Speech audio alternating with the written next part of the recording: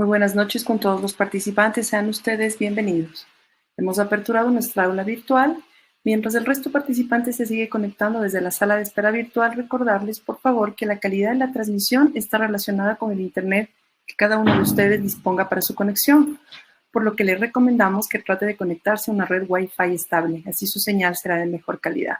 Sin embargo, si se interrumpe la transmisión o pierde audio, presione el botón rojo, por favor, que se encuentra en la parte superior de sus pantallas, con la palabra reconectar. Inmediatamente después retornará a la conferencia. Si usted se ha conectado desde una computadora, el chat del evento se encuentra hacia el lado derecho. Y si está conectado desde un celular, este se encuentra en la parte baja del mismo. Allí podrá formular sus preguntas, comentarios o inquietudes a los speakers de esta noche. Sean ustedes bienvenidos. Este es Cardiología en Atención Primaria, Impacto sobre la Práctica Clínica, organizado por la Sociedad Ecuatoriana de Cardiología, Núcleo Pichincha. El día de hoy, el moderador de esta noche es el doctor Stalin Castillo. El doctor Castillo, médico por la Universidad Nacional de Loja, especialista en medicina interna por la Universidad Central del Ecuador, especialista en cardiología por el Hospital Universitario Dr. Luis Gómez López, Centro Cardiovascular Regional Ascardio, subespecialista en cardiología intervencionista por el Centro Cardiovascular Regional Ascardio, médico tratante del Hospital de la Policía y del Centro Cardiovascular y Metabólico Cardiovasc, docente de la Universidad Central del Ecuador y de la Pontificia Universidad Católica del Ecuador. Doctor Stalin, buenas noches, bienvenido. Buenas noches, gracias, Ketty, por la presentación. Agradeciendo a todos los que nos acompañan ahora para continuar con las conferencias de cardiología en atención primaria, el impacto sobre la práctica clínica. Nuevamente, en la noche de hoy, pues la doctora Sol Calero empezará su presentación. La doctora Sol Calero es médico por la Universidad Central del Ecuador, tiene posgrado de medicina interna en la Universidad Internacional del Ecuador, es cardióloga clínica, graduada en el Instituto Dante Passanese de Cardiología en Sao Paulo, Brasil, también es subespecialista en coronariopatías en el mismo instituto, pues ha hecho principios y prácticas de investigación clínica en Harvard T.H. Chan School of Public Health y es cardióloga del Hospital Metropolitano, también es cardióloga del Hospital Carlos Andrade Marín y tutora de prácticas de cátedra en cardiología en la Universidad de las Américas. Les dejo con la conferencia, el tema que se va a tratar ahora es electrocardiograma en emergencia.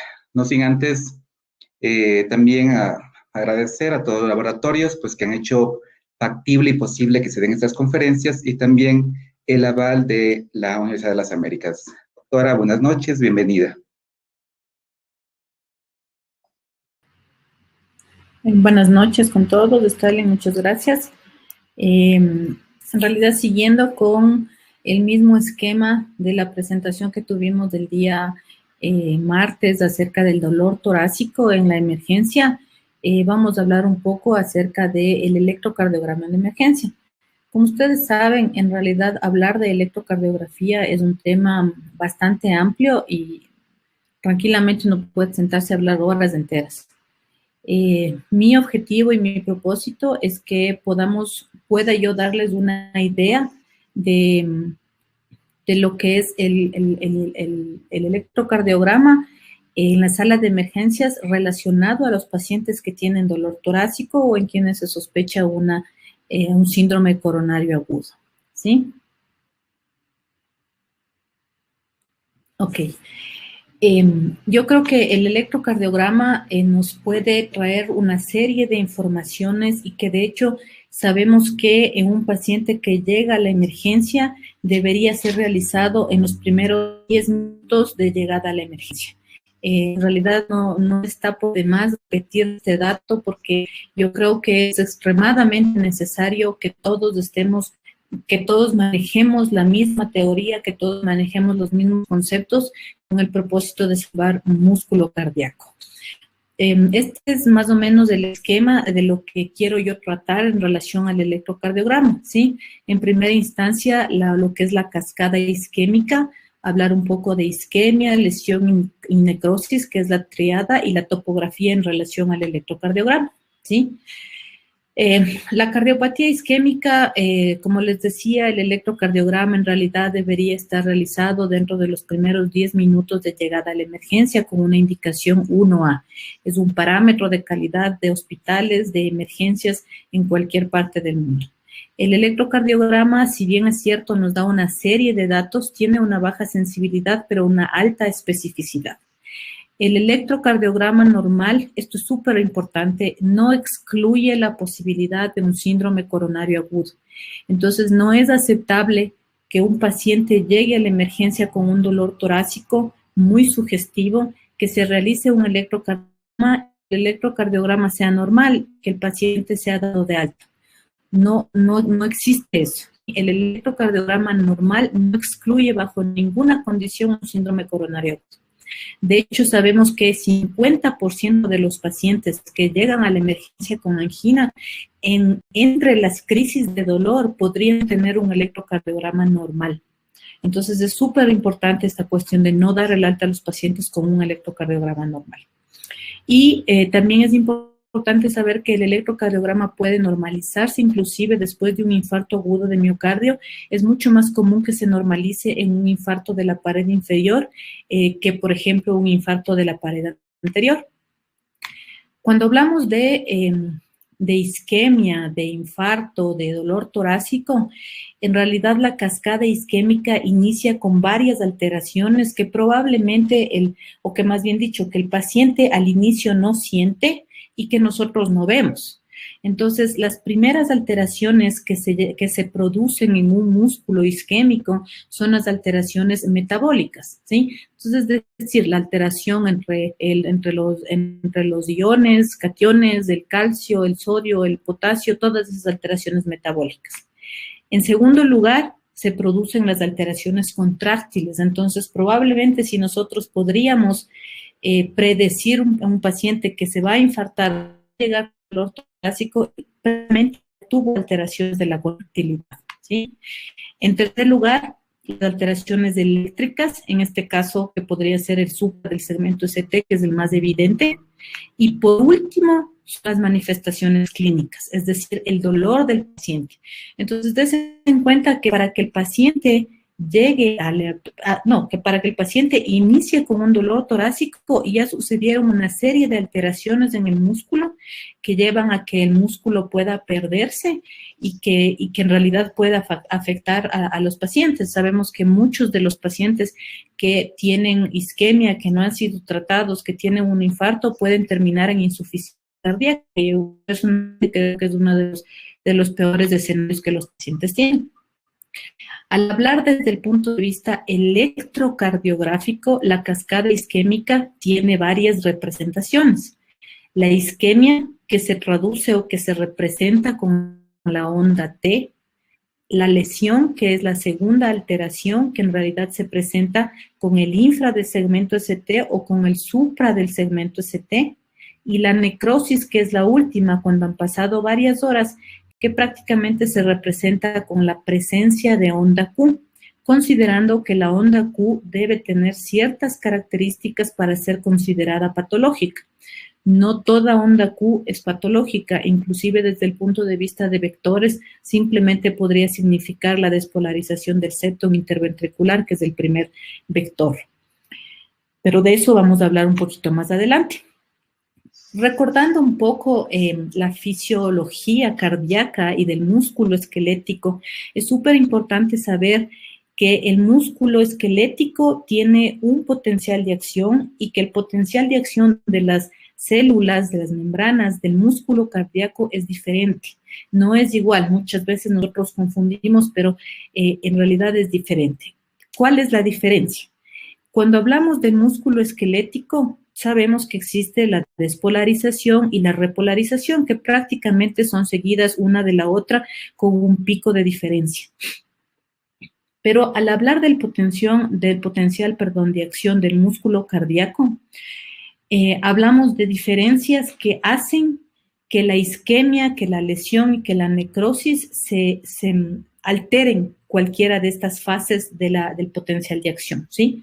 Entonces, solamente para recordar el potencial de acción del músculo cardíaco, la diferencia es que tiene una meseta, ¿sí? O sea, son las 5 fases, la 0, que es la fase inicial, donde prácticamente es la entrada del sodio, la fase 1, que es la entrada de los canales de potasio, la fase 2, que aquí es prácticamente la meseta, que hace diferente al potencial de acción del músculo cardíaco. De hecho, esta meseta hace que el potencial de acción del músculo cardíaco demore 15 veces más que el potencial de acción del músculo esquelético, ¿sí? Luego tenemos la fase 3, que es la repolarización y es la salida del potasio, y la fase 4, que es cuando actúa ya la bomba sodio-potasio ATPasa y el potencial de acción vuelve a ser negativo. Que más o menos el potencial de acción negativo, es decir, basal, está entre los menos 85 milivoltios, y cuando se positiviza puede llegar hasta 20 positivo, no más 20 milivoltios. Entonces es súper importante saber que durante la isquemia, lesión o necrosis hay alteración de alguna de estas fases, ¿sí? Entonces, para empezar, vamos a hablar de la isquemia. La isquemia viene de la palabra iscaemia, que es una palabra latina que tiene una base griega, que lo que significa es sangre estancada o retraso del paso de la sangre, ¿sí? Entonces, eso es lo que significa la isquemia. Es lo primero que se produce. ¿Y cuál es la fisiopatología en esto? Cuando una célula está isquémica, lo que sucede es que disminuye la concentración de potasio intracelular. Es decir, la fase que se ve alterada es la fase 3. La repolarización es la que se ve alterada cuando existe isquemia, ¿sí? Cuando vemos el electrocardiograma, sabemos que hay ciertas características de la onda T que nos pueden hacer pensar más en isquemia que en sobrecarga, como el hecho de que sea una onda T con ramas simétricas, que topográficamente represente la misma cara o más o menos el mismo territorio. Entonces, ¿cómo funciona igual en la fisiopatología esta cuestión de la isquemia? Esta parte de aquí arriba, para que ustedes me entiendan, es el subendocardio y esta parte de acá abajo es el subepicardio. Cuando existe un balance, un equilibrio en la entrada de sodio, potasio y todo el potencial de acción, tanto del subendocardio como del subepicardio, la onda T aparece normal, es decir, positiva, siempre considerando que el potencial de acción del subendocardio demora unos milisegundos más que el subepicardio. ¿Qué pasa si es que hay isquemia? En la isquemia mencionamos que la fase que se ve alterada es la fase 3, que es esta de repolarización. Entonces, si se ve alterada, quiere decir que se demora más la repolarización. Al demorarse más la repolarización, ¿qué sucede? Da chance a que las fuerzas hagan que la onda T se vuelva más alta, y picuda. Y esa es la primera alteración que nosotros vemos en un paciente que probablemente va a tener un infarto agudo de miocardio, es decir, un infarto con supra, sino que generalmente esta alteración es tan rápida y es al inicio de las alteraciones electrocardiográficas en los primeros minutos que muy difícilmente vamos a capturar esa imagen en un paciente que llega a la emergencia, generalmente con dolor. ¿Qué pasa cuando isquemia es abajo, en el subepicardio? Igual, afecta a la fase 3 de la repolarización, más o menos se igualan, digamos así, el tiempo de la repolarización, y la onda T puede ser aplanada, o si es que se demora o la afectación de la fase 3 es mucho más larga, puede ser la onda T negativa, que es la representación electrocardiográfica de la isquemia subepicárdica, ¿sí? Esto simplemente es una imagen para que no nos olvidemos que anatómicamente estamos hablando del endocardio, el miocardio y el epicardio. La isquemia generalmente empieza por el endocardio, ¿sí? Ok, entonces al hablar de la isquemia, tenemos los varios escenarios que yo les había mencionado, porque cuando uno habla de un electrocardiograma en la emergencia, nosotros tenemos varias posibilidades. No está esa diapositiva aquí, pero les voy a mencionar. Tenemos varias posibilidades. El paciente llega con dolor torácico, se le hace un electrocardiograma y si el electrocardiograma se observa un supra del segmento ST, está hecho el diagnóstico. Es infarto con supra del segmento ST. Pero puede suceder lo contrario, que no haya un supra del segmento ST y que las opciones que tengamos sea que el electrocardiograma sea normal, que haya simplemente alteraciones en la onda T, es decir, que esté aplanada o que esté negativa, o que haya un infra del segmento ST, o inclusive podemos encontrar un bloqueo de rama derecha y de rama izquierda. Entonces, ahí uno tiene que guiarse por la clínica y ahí hacer uso de la segunda herramienta que son los biomarcadores, que posteriormente habrá una charla sobre eso un poco más específica. Entonces, como yo les mencionaba, el potencial de acción es el que explica toda esta alteración de la onda T. El potencial de acción del subendocardio normalmente demora un poquito más. Entonces, por eso la onda T es normalmente positiva y el potencial de acción del subepicardio es un poco más rápido. Entonces, eso le da el chance a que la onda T sea positiva. ¿Qué sucede si es que hay una isquemia en el subendocardio, que es por donde empieza generalmente? Lo mismo que les mencioné hace rato. La onda T se hace alta y picuda porque afecta a la fase 3 de la repolarización, afectando la concentración de potasio intracelular. Y este es el primer hallazgo en un infarto, onda T alta y picuda, que posiblemente podría inclusive confundirse con una hipercalemia. ¿Qué sucede cuando hay una isquemia en el subepicardio? Entonces ahí la fase 3 sigue siendo la afectada, el potasio sigue estando en menor concentración intracelularmente y se demora más la repolarización y la onda T se vuelve negativa, ¿sí? Entonces, quiero mostrarles varios casos para que ustedes vayan viendo. Un paciente masculino de 45 años, fumador, que llega con dolor torácico. Probablemente ahí, en esa valoración, con esos pocos datos de tiempo de 20 minutos de evolución, generalmente nosotros ya podemos pensar que tiene factores de riesgo. El paciente es fumador, está en la etapa de los 45, 50 años, donde la probabilidad de un hombre es mucho más alta.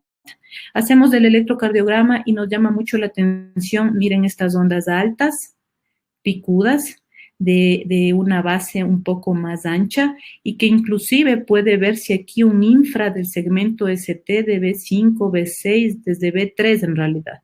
Entonces llama la atención. Probablemente el paciente está en la fase inicial de un infarto agudo de miocardio. En este caso, paciente de 66 años, sin antecedentes cardiovasculares, que presenta una disnea de esfuerzo de 2 meses de evolución. Llega a la emergencia porque ese día se exacerbó el cuadro y se le hace un electrocardiograma. Entonces, miren, llama la atención igualmente la presencia de las ondas T, unas ondas T de ramas simétricas que están afectando a un territorio específico, B4, B5 y B6. Generalmente, bueno, no generalmente, pero un gran porcentaje de pacientes, la alteración de la onda T por sí sola, en realidad, podría significar una alteración crónica y no necesariamente una alteración aguda. Sin embargo, todo depende de la clínica. Si yo le hago al paciente un electrocardiograma por un chequeo preoperatorio, el paciente está asintomático y yo encuentro estas alteraciones, probablemente esto es una isquemia crónica, pero si el paciente llega con un dolor torácico, probablemente van a ser cambios agudos que posteriormente les voy a explicar cómo deberían ser tratados y la importancia que se debería dar a esos datos. Ahora, la isquemia sabemos que se traduce electrocardiográficamente en la onda T, pero hay que hacer un diagnóstico diferencial de la onda T, porque no toda onda T alterada, onda T negativa, perdón, o invertida está alterada. Entonces, depende de la clínica, depende del contexto del paciente, ¿sí? Una onda T positiva alta puede ser significado de una pericarditis, en el alcoholismo, en la hiperpotasemia y en el accidente cerebrovascular, que es donde yo he visto un poco más comúnmente. La onda T negativa o aplanada puede ser una variante de la normalidad. Generalmente en las mujeres se habla que de B1 hasta B3 podría ser negativa. Hay ahora una descripción que recientemente leí acerca de que las mujeres inclusive que tienen prótesis mamarias podrían presentar una alteración de la onda T. Trastornos secundarios al bloqueo o a la sobrecarga, en los casos de miocarditis, alcoholismo, la displasia ritmogénica del ventrículo derecho, accidentes cerebrovasculares y fármacos. Entonces, no manda solo ver la onda T, manda ver la clínica del paciente y manda ver los antecedentes que el paciente tiene, ¿sí? En segundo lugar, y si la isquemia persiste, ya no es isquemia, se convierte en lesión, es decir, una isquemia más prolongada. Y eso es un daño un poco más fuerte al músculo cardíaco. ¿Y qué es lo que sucede desde el punto de vista fisiopatológico para explicar el supra o el infra del segmento ST que están traduciendo la lesión subendocárdica? Lo mismo, ¿sí? El potencial de acción del miocardio sabemos que es diferente del esquelético, tenemos la meseta, pero en este caso, cuando hay lesión, la fase que se ve alterada es la fase 0 del potencial de acción, ¿sí? Entonces, cuando hay una isquemia más prolongada y ya se convierte en lesión, resulta que hay una menor amplitud del potencial de acción del subendocardio. Y el potencial de acción del subepicardio se mantiene normal. Entonces, la suma y resta de las energías y de los iones hace que el punto J o el segmento ST se infle. Y eso reduce la lesión subendocárdica. Al igual que en el caso de la lesión subepicárdica, en cuyo caso la alteración es en el subepicardio, es decir, la fase 0 del potencial de acción es la que se ve afectada, se reduce la amplitud y eso hace que el subendocardio supre el segmento ST. ¿Sí? Entonces, esto es una de las explicaciones de la isquemia. Alteraciones simplemente de energías, de sodio, potasio, calcio, que van a alterar el electrocardiograma como traducción de la lesión o de la isquemia. Cuando uno habla de un supra del segmento ST, tiene que estar consciente de que debe cumplir definición de supra del segmento ST, porque al igual que la onda T, no todo supra del segmento ST es infarto con oclusión de una arteria. Igual que mencionamos la vez pasada, no todo dolor torácico es un infarto. Entonces, todo depende de las características. En la guía de la quinta definición de infarto se habla acerca de que en realidad para definir como supra hay diferencia de género, ¿sí? Hombres y mujeres. Los hombres menores de 40 años se define como mayor a 2.5 milivoltios en las derivaciones para hablar de un supra y mayores de 40 años mayor de 2 milivoltios. Y en las mujeres se habla de un supra de más de 1.5 milivoltios de B2 a B3 y más de 1 milivoltio en el resto de las derivaciones. Entonces, al ver un electrocardiograma de una mujer, probablemente hay necesidad de ponerle un poquito más de detalle a la descripción porque es solo 1 milivoltio en las derivaciones, que a cualquiera se nos puede pasar por alto. No es lo mismo que ver un supra de 5, 6, 7 milivoltios, ¿sí? Y esta descripción les quiero mencionar porque siempre el electrocardiograma sabemos que para muchas personas es una ciencia oculta, para mí fue una ciencia oculta por mucho tiempo, sigue siendo en muchos detalles y hay características que se han definido o han sido un poco más, digamos que útiles en la descripción. Entonces, se habla de que cuando hay un supra del segmento ST con una concavidad superior, donde se pueda dibujar una cara feliz, probablemente no sea un supra grave o patológico, digamos así, que a veces puede verse en la repolarización precoz, por ejemplo, donde es un diagnóstico diferencial. Pero generalmente, si es que el supra tiene una convexidad superior, donde ustedes podrían dibujar una cara triste, hay que ponerle un poquito más de atención. No es una regla general, pero probablemente puede ayudar cuando uno no tiene mucha experiencia en la descripción de electrocardiogramas. Tenemos otro caso, paciente masculino de 75 años, hipertenso que llega con un dolor precordial típico. ¿Qué llama la atención? Miren las ondas T altas, picudas. A mí me llama inclusive la atención que aquí ya se ve un supra pequeño del segmento ST, B2, B3 y una onda T negativa en la pared inferior, que podría ser una imagen en espejo, pero llama la atención este supra del segmento ST, que no puede ser pasado por alto, ¿sí? En este caso, una mujer de 59 años sin antecedentes cardiovasculares que llega con un dolor precordial tipo punzada, un poco de náusea, diaforesis y este es el electrocardiograma con el que nos encontramos. Claramente se ve un supra del segmento ST de 2, de 3 ABF con una imagen en espejo en D1 y ABL. ¿Sí? Entonces, viendo esto, paciente con dolor torácico y este hallazgo, paciente tiene que ser revascularizado. De cualquiera de las dos formas, pero ese es el diagnóstico, esa es la conducta. Ahora, no todo supra es un infarto. Y por eso es que muchas veces uno o se confía de que el supra es un infarto o se confía de que no todo supra es un infarto y no le da mucha atención a ciertos detalles. De todas maneras, dentro de las cosas más comunes que pueden presentar un supra y que no necesariamente es un infarto, yo podría mencionar el bloqueo de rama izquierda. Pero ¿cuál es la diferencia? En un bloqueo de rama izquierda siempre tienen que fijarse en el QRS. El QRS, para decir que es bloqueo de rama izquierda, tiene que estar mayor a 120, lo cual no sucede en un infarto con supra del segmento ST. Yo esperaría que el QRS esté dentro de rangos normales. La sobrecarga de ventrículo izquierdo puede simular un supra del segmento ST.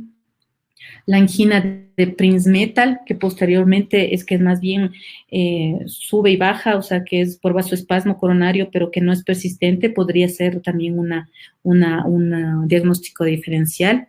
La repolarización precoz que yo les mencionaba, miren este segmento tiene una cavidad superior. Ustedes ven aquí una cara feliz. Punto J está ligeramente elevado, podría ser un diagnóstico diferencial. Pericarditis, en realidad la pericarditis es una cosa muy inespecífica, la miocarditis de tal manera, pero generalmente lo que uno ve es que cuando hay alteraciones muy difusas, es decir, hay un supra del segmento ST en todas las derivaciones precordiales y también en la pared inferior. Poco probable que las dos arterias, no que no pueda suceder, pero poco probable que dos arterias, la descendente anterior, la coronaria derecha o inclusive la circunfleja estén afectadas. Entonces, más bien probablemente se pueda pensar en una pericarditis o una miocarditis. El síndrome de Brugada, el marcapaso. Si el paciente tiene marcapaso, ustedes, y está obviamente funcionando ese momento, ustedes van a ver un supra de segmento ST que es un diagnóstico diferencial. Aneurisma del ventrículo izquierdo también deja el ST suprado, pero ahí generalmente hay el antecedente de que el paciente ya tuvo un infarto de la pared anterior. La hipercalcemia y la hipercalemia que también podrían estar dentro del diagnóstico diferencial. Y por último, cuando la isquemia persiste, la lesión no ha sido tratada, viene la necrosis, que ya es con horas de alteraciones en la perfusión, alteraciones eléctricas, alteraciones metabólicas. ¿Y cuál es la traducción electrocardiográfica de la necrosis? Es la onda Q, ¿sí? En cuestión de vectores, ustedes saben que es un poco más complicado, pero la onda Q, ¿por qué se dibuja la onda Q? ¿Por qué se diseña la onda Q? Si nosotros vemos, normalmente los ventrículos se despolarizan con varios vectores, ¿sí? El primer vector del septum interventricular, el segundo vector que es del ventrículo derecho y luego el ventrículo izquierdo y se suman y se restan los vectores de tal manera que si nosotros ponemos el electrodo aquí afuera, o sea, encima en la superficie del paciente, el electrodo en el territorio normal se acerca hacia el vector se acerca hacia el electrodo. Pero, ¿qué sucede cuando la zona está eléctricamente inactiva, cuando hay una onda Q? El vector se aleja del electrodo que está en la superficie y por eso se diseña como una onda Q, es decir, una parte negativa. Ahora, hay un detalle que me pareció a mí súper interesante, porque muchas veces existe la discusión de que si el paciente llega con un infarto con supra y está dentro de ventana unas 3, 4 horas y ya tiene onda Q, ya no hay nada que hacer porque el territorio está muerto. No necesariamente. La onda Q representa necrosis, obviamente en los pacientes que han tenido un infarto, pero no, el hecho de que haya necrosis eléctrica, es decir, una zona eléctricamente negativa, no quiere decir que haya necrosis anatómica. Tanto así que muchas veces el músculo todavía es viable y se puede abrir la arteria. Entonces, no porque el paciente llegue con un infarto, que ya tenga onda Q y esté dentro de la ventana terapéutica, yo me voy a dejar guiar solo por la onda Q. No necesariamente hay necrosis anatómica si es que hay una necrosis eléctrica. Son dos cosas diferentes, ¿sí? Entonces, es súper importante. Ahora, la onda Q, como les mencionaba, no siempre es patológica. Puede haber alteraciones si nosotros nos vamos a la despolarización de los vectores del ventrículo, y analizamos todos los vectores, sabemos que puede representar la despolarización del septum interventricular, puede ser una variante de la normalidad en ABL cuando el corazón es vertical o en D3 cuando hay dextrocardia, QS en B1 cuando hay enfisema o enfermedades pulmonares, alteraciones o presencia de onda Q en trastornos de la conducción o inclusive en alteraciones de la preexcitación como el Wolff-Parkinson-White. Y al hablar de la irrigación coronaria, también la irrigación coronaria en realidad a mí me parece una de las cosas más apasionantes, la irrigación coronaria, las arterias, y definen mucho el territorio. Sabemos que las arterias tienen un territorio definido y que este territorio se va a ver afectado cuando una de ellas está con algún grado de obstrucción. Entonces, para eso nos sirve mucho el electrocardiograma. Generalmente la topografía en el electrocardiograma es muy útil en el supra del segmento ST, no necesariamente en el infra del segmento ST.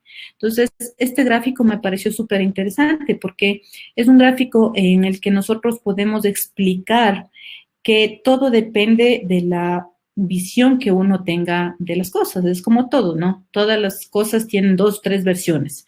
Entonces, en el electrocardiograma, todo depende de qué derivación esté yo observando para saber qué alteración voy a ver y para saber qué parte del corazón está viendo de forma más directa. Entonces, por ejemplo, como ustedes ven, aquí están las derivaciones de D2, D3 y ABF. Y se traduce en el electrocardiograma en el hecho de que estas representan la pared inferior, que es la pared inferior la que está observada de forma directa. Luego tenemos B1 y B2, que lo que ve es la parte septal. Claramente tenemos aquí B1 y B2 que está más directamente en relación con el septum. Si vemos B3 y B4, vamos a ver que es una parte anterior, es decir, B3, B4 está en la pared anterior. Si vemos B5 y B6, que son un poquito más laterales, por sí solas serían una pared lateral baja. Si es que hay una conjunción de estas alteraciones, B1, B2, B3, B4, B5 y B6, y le añadimos D1 y ABL, va a ser anterior extensa, ¿sí? Y D1 y ABL, en realidad, si ustedes se fijan, ABL y D1 ve la parte lateral alta. Si queremos ver el ventrículo derecho, podemos hacer uso de las derivaciones derechas que son B3R y B4R. Y de hecho se recomienda que en todos los pacientes que tengan un supra del segmento ST de la pared inferior, debería realizarse derivaciones derechas para ver si hay compromiso del ventrículo derecho, porque de eso inclusive depende el uso o no de algunos medicamentos, como son los vasodilatadores, la nitroglicerina. Entonces, es súper importante hacer derivaciones derechas. Me adelanté un poquito lo que dice aquí en la diapositiva: infarto inferior de las derechas, y infarto posterior debe hacer también derivaciones de B8 y B9 para ver alteraciones.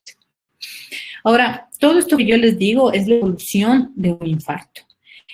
Pero muchos de nosotros hemos recibido pacientes, y no es una excepción, sino un gran porcentaje de pacientes que llega a la emergencia con un infarto evolucionado. Es decir, el infarto superó las 12 horas, a veces llegan con 24, con 36, pacientes que viven aquí en Ibarra o viven aquí en Ambato, que si vienen en carro o en taxi, vienen en 2 horas, pero no sé por qué razón vienen en la ambulancia y se demoran 24. Entonces, el paciente llega ya con un infarto evolucionado. Entonces, muchas veces nosotros no vamos a ver toda esta evolución entre la onda T picuda, el supra de segmento ST, sino que el paciente ya llega con horas o días de evolución en las que lo único que podemos reconocer ya es la ausencia del vector, la presencia de una onda Q que se va diseñando conforme pasan las horas, y el segmento ST que va disminuyendo o bajando con una onda T invertida. Como les decía, puede suceder que haya una normalización del electrocardiograma, puede suceder que la onda Q esté presente, pero todo depende del tiempo de evolución del paciente. Ahora, hay consideraciones especiales que yo les mencionaba. Supongamos que el paciente llega a la emergencia y el paciente llega con un dolor torácico, le hacen un electrocardiograma y tiene un bloqueo de rama izquierda. ¿Qué hacemos? El bloqueo de rama izquierda es el diagnóstico diferencial de un supra del segmento ST. Entonces, ahí primero manda a la clínica, si el paciente llegó con dolor torácico. Y en segundo lugar, muchas veces es súper útil saber, o si ustedes le conocen al paciente, si es que él ya tenía el bloqueo de rama izquierda. Si es que él no tenía el bloqueo de rama izquierda, yo tengo la seguridad de que le vi hace 2 días o le conozco al paciente y no tenía el bloqueo de rama izquierda, tengo que tratarle como un bloqueo de rama izquierda nuevo, es decir, isquemia, que generalmente tiene que ser tratado como un infarto con supra. Pero si el paciente ya tenía el bloqueo de rama izquierda o nosotros no estamos seguros de eso, entonces para eso se crearon los criterios de Esgarbosa y los criterios de Barcelona, que son los últimos. Entonces es importante saber que la sensibilidad no es muy alta, 36%, pero una especificidad alta de 96%. Entonces, Esgarbosa es una cuestión que uno tiene que sentarse con el electrocardiograma y ver. O sea, no es cuestión solo de aprenderse, porque es difícil entender un poco la descripción. Entonces, en primera instancia tenemos, por ejemplo, uno de los criterios es el supra, o la elevación, más bien dicho, del segmento ST, cuando el supra es concordante con la polaridad del QRS. Aquí la polaridad del QRS es positiva, entonces el supra es concordante, pero aquí la polaridad es negativa. Ustedes ven que predomina la fase negativa del QRS, entonces aquí es como un infra del segmento ST. Y uno de los criterios más específicos es el supra de 5 milímetros en las derivaciones, ¿sí? Pero eso hay que sentarse a... Hay también los criterios de Esgarbosa modificados, que también son otros que pueden ser súper útiles. Tenemos el algoritmo de Barcelona, que es uno de los últimos que se han descrito. Tiene una sensibilidad y una especificidad mucho más alta, sobrepasa el 90%. Igual, son cambios que uno tiene que sentarse a ver con el electrocardiograma e ir detallando. O sea, no creo que sea importante memorizarte esto, sino más bien coger la descripción y coger el electrocardiograma. Pero también tiene mucho que ver con la desviación del segmento ST dependiendo de la polaridad del QRS, ¿sí? Entonces, aquí tenemos, por ejemplo, un bloqueo de rama izquierda. Esto es un bloqueo de rama izquierda. Aquí, primero, para decir que es bloqueo, sabemos que el QRS está ancho, que es lo primero que llama la atención, y parecería que hay un supra del segmento ST, pero en realidad, si hacemos los criterios de Sgarbosa, no cumple criterios de Sgarbosa. A diferencia de este electrocardiograma de bloqueo de rama izquierda, que si ustedes se fijan, uno de los criterios más específicos que le da 5 puntos ya cumple. Supra del segmento ST de más de 5 milivoltios. Aquí tiene 5, 6, 7, 8, casi 9. Esto es positivo, es decir, tiene criterios de Sgarbosa positivo y el paciente tiene que ser tratado como un infarto con supra del segmento ST. O sea, eso significa que es un supra del segmento ST, ¿sí? Ahora, ¿qué pasa en el bloqueo de rama derecha? Como conversábamos la clase pasada, ¿qué significaría?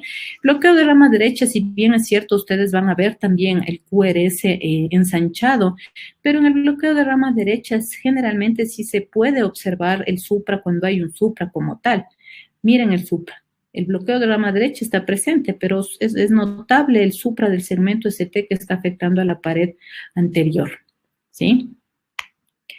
Ahora, hay ciertos patrones o ciertas situaciones especiales que deberían ser tratados como un infarto con supra del segmento ST, es decir, llevados a revascularización inmediata, a pesar de que dentro de la literatura son considerados como un infarto sin supra del segmento ST, porque ustedes ven el electrocardiograma y no se ve un supra. Entonces, uno de ellos es el síndrome de Wellens, que ustedes deben haber escuchado.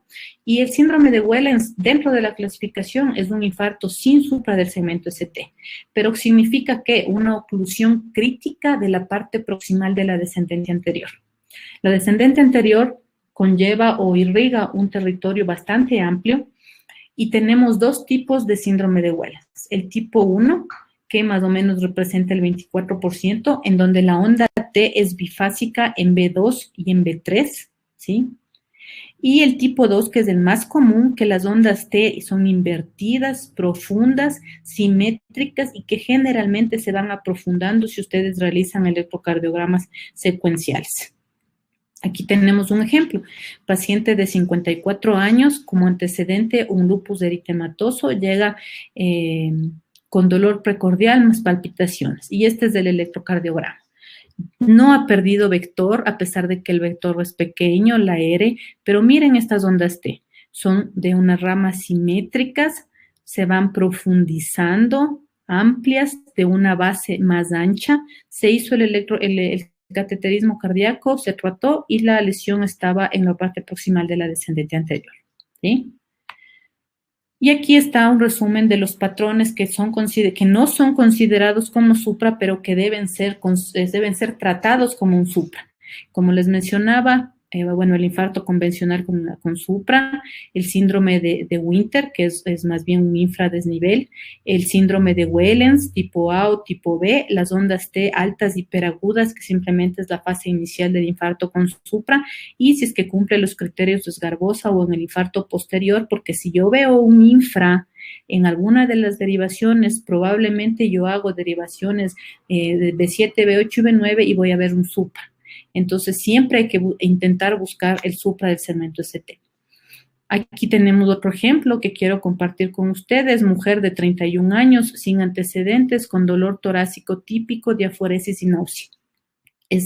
Es evidente, llama mucho la atención el supra del segmento ST. Si ustedes se dan cuenta, aquí probablemente ya tiene algunas horas de evolución, porque aquí ya no tiene vector, va perdiendo el vector, la supra persiste, pero va perdiendo el vector, ¿sí? Y en esta paciente también se hizo una coronariografía y se encontró una oclusión de la descendente anterior, que fue tratada ventajosamente dentro del tiempo establecido. Y salvamos mucho músculo, ¿sí? Ahora un paciente masculino de 45 años, fumador, con un dolor precordial de 3 horas de evolución. Miren cómo se observa el supra del segmento ST en la pared inferior del corazón, y lo que se espera en realidad es que la arteria cometida sea la coronaria derecha en el 80% de los casos. Sin embargo, también puede estar afectada la circunfleja dependiendo de la dominancia del paciente. En este caso se hizo un cateterismo cardíaco y la arteria comprometida era la arteria coronaria derecha. Paciente de 56 años con enfermedad renal crónica, dolor precordial de 15 horas de evolución.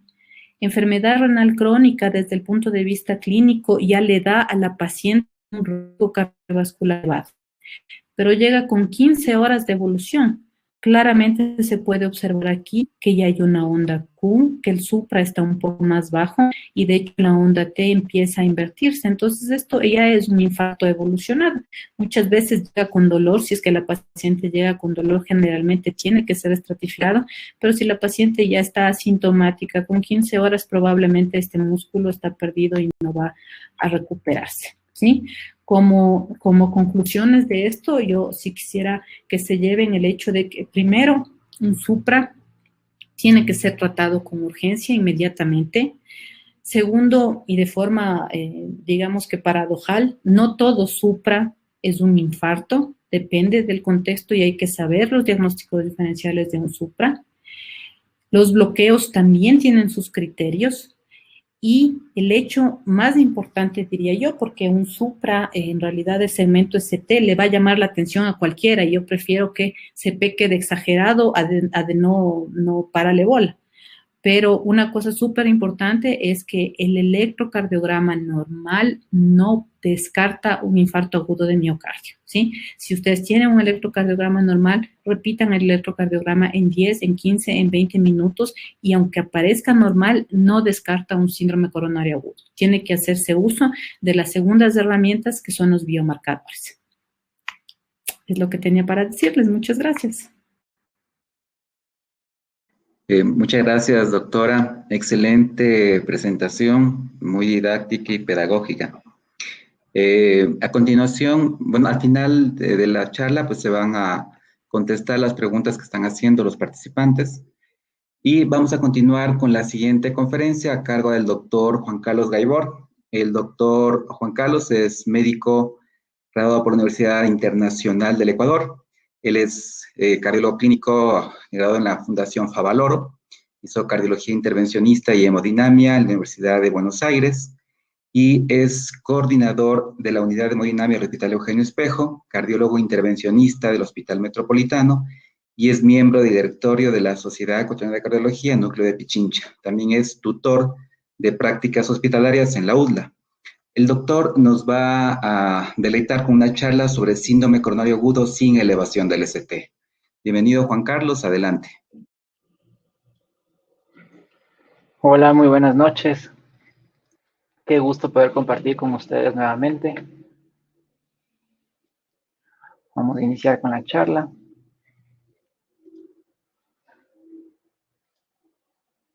Bueno, el tema que voy a exponer hoy es infarto sin elevación del segmento ST, como lo conocen los americanos del non-STEMI.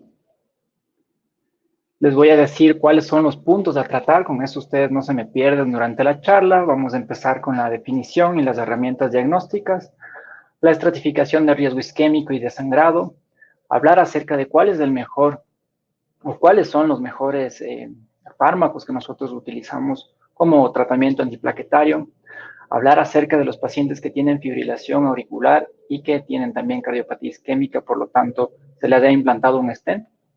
Si es que nos queda un poquito de tiempo, vamos a tratar acerca de los infartos sin obstrucción importante en las arterias coronarias, los famosos MINOCAS, y algo acerca de disección espontánea. Para recordarles algo que hemos hablado mucho durante todas estas charlas, es cómo hacemos el diagnóstico de un infarto con o sin elevación del ST, cómo se clasifican estos síndromes coronarios agudos. Ante todo, nosotros tenemos que tener en cuenta cómo es la clínica de nuestros pacientes. Hemos visto en todas las otras charlas del dolor precordial típico, lo primero que debemos hacer dentro de los primeros 10 minutos es hacer un electrocardiograma y así determinamos si existe elevación del segmento ST o si es que no existe cambios importantes a nivel del segmento ST. ¿Cuál es la diferencia entre estas dos patologías? Que cuando nosotros tenemos elevación del segmento ST, la arteria, ustedes pueden ver aquí, esta es la pared de la arteria, esta es la luz de la arteria y esta es una placa que se rompió. Se rompe la placa de aterosclerosis, Se forma un trombo, un coágulo, y esto ocluye totalmente la arteria. Entonces no existe flujo, lo que denominamos flujo timicero. Por lo tanto, en los pacientes que tienen elevación del segmento ST, oclusión de la arteria coronaria. Y en los pacientes que no tienen elevación del segmento ST, la fisiopatología es parecida, pero la diferencia es que nosotros todavía mantenemos flujo en la arteria coronaria, por lo tanto el grado de necrosis es menor y la estrategia obviamente va a ser diferente. Inmediatamente en caso de elevación del segmento ST, la reperfusión, y en un paciente que nosotros no tenemos una obstrucción completa, entonces vamos a ver cómo lo manejamos durante la charla. Importante que en los síndromes coronarios agudos sin elevación del ST se van a subdividir en infartos sin elevación del ST y angina inestable. ¿Cuál es la diferencia? La elevación de los biomarcadores. Antes nosotros teníamos mucha más incidencia de pacientes con angina inestable, ahora tenemos la troponina ultrasensible, entonces ya cada vez son menos los pacientes que nosotros diagnosticamos como angina inestable y son muchos más los pacientes que diagnosticamos con infarto sin elevación del ST. Recuerden que la incidencia de infarto sin elevación del ST es el doble de los pacientes con infarto con elevación del ST. Y esto es lo que nosotros vemos en la angiografía. Pacientes que no tienen elevación del ST, vemos una obstrucción importante, un trombo en esta arteria, que es la arteria descendente anterior, pero persiste el flujo, la arteria está abierta. Y en pacientes con infarto con elevación del segmento ST, se rompe la placa y se forma un trombo que es oclusivo, no existe flujo, lo que se denomina flujo timicero. Siempre es importante recordar cuál es la definición de un infarto. Ante todo, a nosotros poder diagnosticar un infarto, definir un infarto, necesitamos que estén elevados los marcadores de necrosis. No existe infarto sin elevación de los biomarcadores. Y además de eso, nosotros debemos tener alguna de las siguientes características. Síntomas de isquemia, nuevos cambios en el electrocardiograma, evidencia de alteraciones en la contractilidad cuando nosotros hacemos un ecocardiograma, sinesia, disinesia, o si encontramos un trombo intracoronario en la angiografía o en la autopsia. Es muy importante, sobre todo, definir qué tipo de infarto es el que nosotros vamos a tratar, porque el manejo va a ser muy distinto. Ahora nosotros nos estamos centrando en el infarto tipo 1, que es la causa primaria, y que se refiere a esto: ruptura de una placa o erosión de una placa, formación de un trombo, y como les había comentado, si se ocluye completamente, elevación del segmento ST, si no se ocluye completamente, entonces será un infarto sin elevación del ST. Y hay que ser muy enfáticos en esto para definir del infarto secundario, que es el infarto tipo 2, que se debe sobre todo a diferencias entre el aporte y la demanda de oxígeno en las células del miocardio. Recuerden que existen muchas causas para un infarto tipo 2, que van desde las cardíacas, como las extracardíacas, entre las que quisiera destacar la anemia y la sepsis. Como se ha comentado en las otras charlas, es fundamental cómo vamos a hacer nuestro algoritmo diagnóstico y en base a eso el triaje en síndromes coronarios agudos. Tenemos las características clásicas de irradiación del dolor que se comentó antes y nosotros hacemos nuestro electrocardiograma. Si vemos elevación del segmento ST, obviamente las enzimas van a estar altas y hemos diagnosticado un infarto y la estrategia es la reperfusión. Pero ¿qué pasa si es que nosotros no encontramos alteraciones del segmento ST?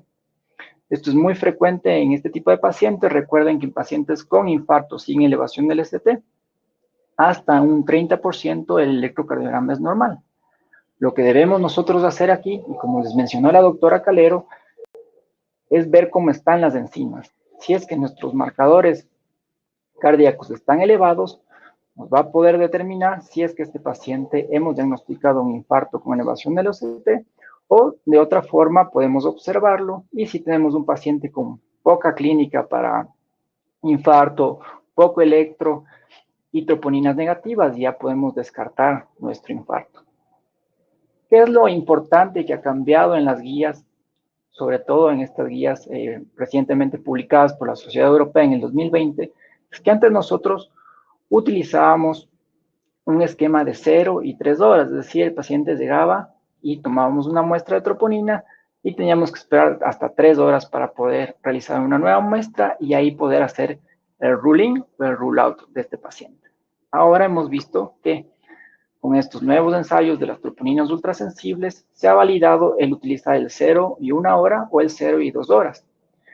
También es importante recalcar que se desaconseja, ya no es oportuno utilizar otros biomarcadores. Si ya nosotros tenemos troponinas, la troponina es altamente específica de daño miocárdico, entonces no tiene sentido que nosotros pidamos otros biomarcadores, salvo pequeñas excepciones, como puede ser el CKMB cuando estamos buscando un reinfarto. Si es que nosotros consideramos que el paciente tiene insuficiencia cardíaca, opcionalmente se podría pedir BNP o NT-proBNP como valor pronóstico. Esto es muy importante para destacar. ¿Por qué ha cambiado? Porque antes nosotros utilizábamos troponinas que no eran ultrasensibles. Entonces, la medición de estas troponinas era en microgramos, por lo que nosotros necesitábamos un umbral mucho más alto para poder determinar un infarto. Ahora, con las nuevas troponinas ultrasensibles, el umbral es mucho más bajo. Esto se reporta en nanogramos, a diferencia de los picogramos que se detectaban antes, y es por eso que ha permitido que nosotros hagamos un diagnóstico mucho más rápido. ¿Y en qué se refiere o qué se ha observado que se logra con un diagnóstico mucho más rápido? Es que nosotros disminuimos la estancia del paciente en la emergencia, disminuimos mortalidad y aumentamos la premura para que el paciente con infarto llegue a la sala de angiografía. Entonces, si nosotros tenemos un paciente con sospecha de síndrome coronario agudo, vamos a valorarlo de forma clínica, vamos a tomar una muestra, y si es que la muestra de troponina es baja, entonces podemos descartar el síndrome coronario el síndrome coronario agudo como causa de este dolor torácico. Por otro lado, si nuestra probabilidad del paciente es alta y la troponina es alta, entonces ya tenemos hecho el diagnóstico. Este paciente, lo más seguro es que va a ir para la sala de angiografía o eventualmente irá para hacerse un ecocardiograma si es que nosotros creemos que tiene alguna o sospechamos de alguna otra causa probable de este cuadro clínico, como podría ser una disección aórtica, o como podría ser un TEP, que nos podría ayudar el ecocardiograma. También en otro tipo de pacientes puede ser importante. Por otro lado, si no tenemos ninguna de estas otras condiciones, entonces sí podemos realizar una nueva muestra de troponina. Si es que no la encontramos positiva, entonces podemos ya analizar la posibilidad de estudiarlo de forma ambulatoria o de hacer una estratificación de riesgo no invasiva con angiotomografía, que ahora es el estudio de elección en este tipo de pacientes que tienen un valor de riesgo bajo o intermedio. Es excelente para poder nosotros determinar si tiene o no tiene enfermedad coronaria. Lo que sí quiero destacar es que algunos pacientes, por más de que tengan estas características clínicas de no elevación de enzimas o no muchos cambios en el electrocardiograma, pero tienen importantes factores de riesgo, eventualmente pueden llegar para una angiografía invasiva. Muy bien, como les había comentado, analizamos nuestros pacientes, signos vitales, hacemos imágenes no invasivas, troponinas, y en base a eso nosotros podemos decidir si es que el paciente está en emergencia, pasa a UCI o pasaría para la sala de intervencionismo. Como les había comentado, Sol, si es un paciente que tiene clínica, pero que no tiene cambios en el electrocardiograma, no se queden con eso, hay que repetir el electrocardiograma y eventualmente hay que buscar otras derivaciones como B7 y B9 para determinar si este paciente tiene un infarto posterior con oclusión de circunfleja que suele cursar con pocos cambios en el electrocardiograma. Para hacer esto un poco más didáctico y más ameno, vamos a presentar este caso clínico. Es un paciente masculino de 57 años, factores de riesgo cardiovascular positivos, sedentario, obeso, con angina crónica estable de 1 año de evolución. Consulta por cuadro de dolor precordial de 5 minutos en clase funcional 4. Refiere que hace 9 días había tenido un dolor parecido, había ido donde el médico cardiólogo y su cardiólogo le hizo una ergometría en el que se observó infradesnivel del ST de 1.5 milímetros a baja carga. A su ingreso en emergencia, tensión arterial 140/70, el electrocardiograma no impresionaba mayores cambios, ondas T negativas en cara lateral, la troponina inicial negativa. Sin embargo, a las 10 horas intercurre con angina refractaria y el siguiente electrocardiograma. Ustedes vieron hace poco la charla de la doctora Sol, así que están expertos en analizar el electrocardiograma. Yo únicamente les voy a señalar qué es lo importante, no les voy a describir para no orientarles en la respuesta que van a dar de cuál va a ser la estrategia. Pero fíjense en esta derivación, si es que les parece algo importante, y miren esto.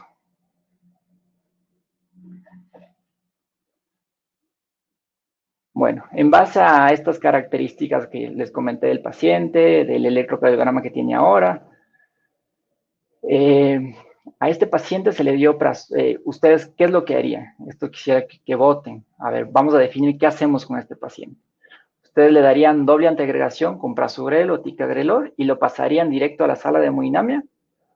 Por otro lado, si ustedes lo analizan y hacen un score de Grace, este paciente tenía un Grace bajo porque tenía troponina negativa, no tenía signos de insuficiencia cardíaca a su ingreso, entonces un Grace bajo. Harían una estratificación de riesgo no invasiva con una angiotac. O tratarían a este paciente de forma clínica, lo anticoagularían y eventualmente programarían una estrategia invasiva dentro de las primeras 24 horas. O creen que es un paciente de mucho riesgo y tenemos que nosotros realizar la estratificación invasiva dentro de las primeras 2 horas. Entonces quisiera que voten, por favor. ¿Cuál de estas 4 alternativas consideran que es la más oportuna en este paciente?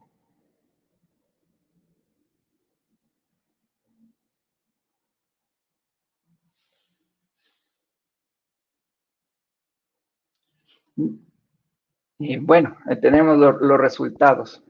La mayoría se va a doble antiagregación con prasugrel o ticagrelor y pase directo a la sala de hemodinamia. Vamos a ver si es que esa es la respuesta adecuada. Recuerden que esto no es una prueba de examen de sí o no, sino es analizar y discutir cuáles son las opiniones que cada uno tenemos. Mi respuesta es de estratificación invasiva dentro de las primeras 2 horas.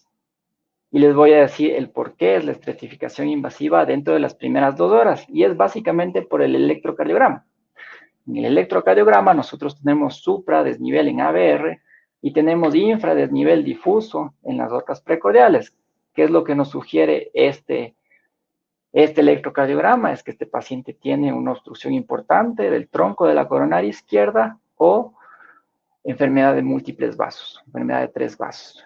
Cuando nosotros hacemos una estrategia invasiva en menos de 2 horas, y lo que nos recomiendan las guías es cuando el paciente esté inestable, angina refractaria, arritmia que amenace la vida, complicación mecánica, insuficiencia cardíaca y también esto que les había comentado, este dato del electrocardiograma. Mientras que nosotros podemos demorarnos un poco más en la parte de estratificación invasiva hasta dentro de 24 horas, si es que vemos nosotros otros cambios, y entre estos está el score de Grace, que antes nosotros lo utilizábamos mucho, pero parece que ya va cayendo un poco de categoría. En lo que nos dicen las guías acerca de cómo debemos revascularizar a nuestro paciente, debemos ir a una estrategia de angioplastía cuando es una enfermedad de un único vaso, cuando el paciente está inestable, debemos utilizar liberadores de fármacos, primero tratar el vaso culpable y después completar la revascularización. Y cuando nosotros haríamos una revascularización por medio de cirugía, cuando encontramos enfermedad de múltiples vasos, cuando no podemos revascularizarlo de forma completa con intervencionismo, cuando es un paciente diabético en este contexto. Como les había comentado, el Grace va perdiendo ya un poco de peso. En este estudio no se encontró diferencia entre el utilizar el Grace alto o el bajo para definir cómo va a ser el manejo de nuestros pacientes. Entonces, la guía clínica y sobre todo ahora cómo nos manejamos nosotros con esas características que les había comentado antes, parecería ser la adecuada y ya no tan importante el Grace. Les cuento qué pasó con este paciente. Tenía tapada la coronaria derecha, le hicimos una angiografía en la izquierda, vemos que el tronco de la coronaria izquierda está colgando en su segmento distal y apenas vemos un hilito de circunfleja, no vemos nada de arteria descendente anterior. Entonces, ¿qué hacemos con este paciente? es de un paciente que estaba cargado con prasugrel antes de la coronariografía. ¿Qué harían ustedes? Los llevarían para cirugía de bypass de forma inmediata, harían angioplastía de múltiples vasos de forma inmediata, colocarían algún tipo de soporte circulatorio, le intentarían compensar de forma hemodinámica y programarían una angioplastía dentro de las primeras 24 horas, o creen que el tratamiento clínico podría ser oportuno y esperar que se vaya el efecto del prasugrel y poder operarlo en 7 días. ¿Qué es lo que creen ustedes? Es que pueden votar.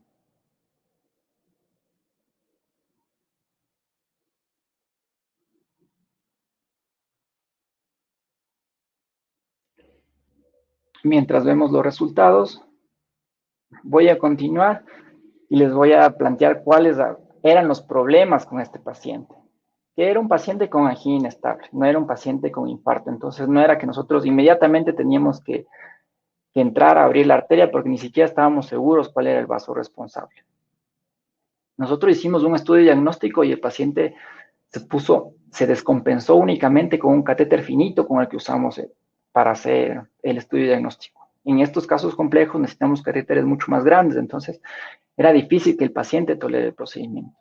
Y se lo presentó al cirujano y nos dijo, ni loco, no lo puedo operar porque está con prasugrel, ese paciente me va a sangrar como no tienes idea, y además ni siquiera se ve los lechos de las arterias coronarias.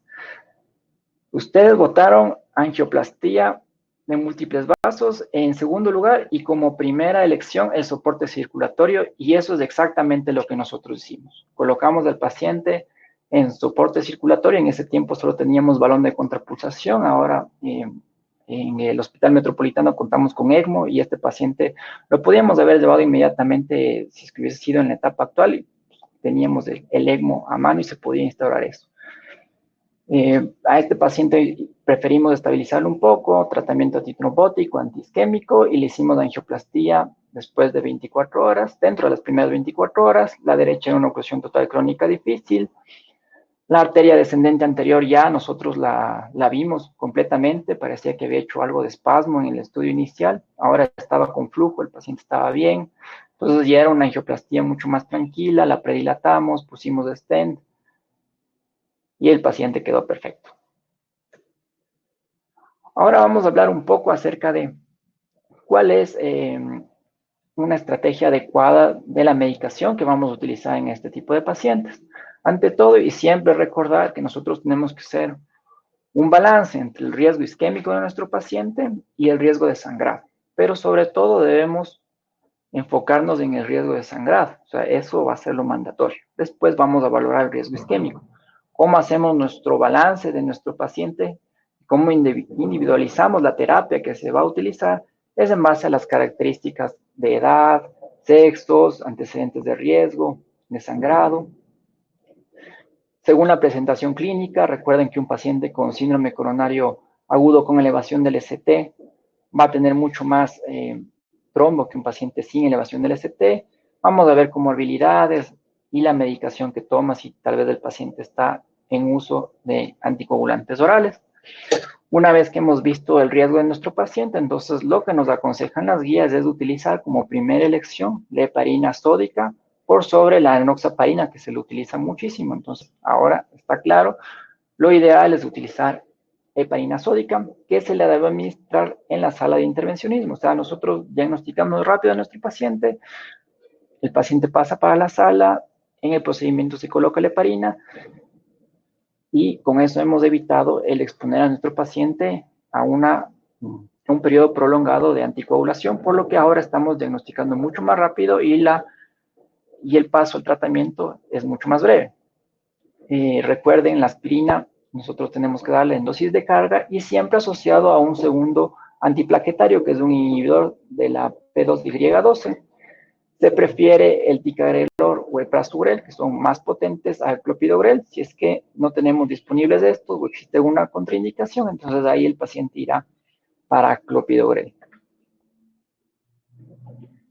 Y algo muy importante acerca del tratamiento de antiplaquetario es la previa. ¿Qué es lo que nosotros debemos hacer? Si tenemos un paciente, le diagnosticamos el infarto, tiene las troponinas elevadas, ¿debemos o no debemos darle nosotros el antiplaquetario apenas teníamos el diagnóstico, y eso era lo que se hacía antes, y lo que nos dicen las guías, y en base a los últimos estudios que han salido, es que no existe evidencia a favor de que nosotros, dándole el antiplaquetario de forma más temprana, vamos a disminuir el riesgo isquémico de nuestro paciente. Es decir, si el paciente pasa rápido para la sala de angiografía y tenemos ahora estos potentes antiplaquetarios como el ticagrelor y el prasugrel, y siempre se va a preferir el prasugrel sobre el ticagrelor, siempre y cuando exista la disponibilidad, en base al nuevo estudio que es de LISA-REAC5. Entonces son antiplaquetarios potentes de acción rápida. Entonces, tranquilamente se los puede dar en la sala de hemodinamia una vez que hemos conocido la anatomía, y no nos pase lo mismo que pasó con ese paciente que estaba con prasugrel y que hubiese podido ser candidato quirúrgico, pero nosotros con esa medicación le exponíamos un riesgo tremendamente alto de sangrado si es que iba para esta estrategia. Como alternativa, la guía nos dice, si es que nosotros vamos a demorarnos para hacer la estratificación invasiva, podríamos utilizar el pretratamiento. Recuerden, este pretratamiento hay que hacerlo con clopidogrel. Si es pretratamiento, no podemos usar prasugrel. Una vez que hemos colocado nuestro stent, ¿cuánto es el tiempo ideal que debemos mantener a nuestro paciente con el doble antiplaquetario? Y esto va a ser sobre todo al riesgo isquémico y al riesgo de sangrado, que ya los había comentado antes.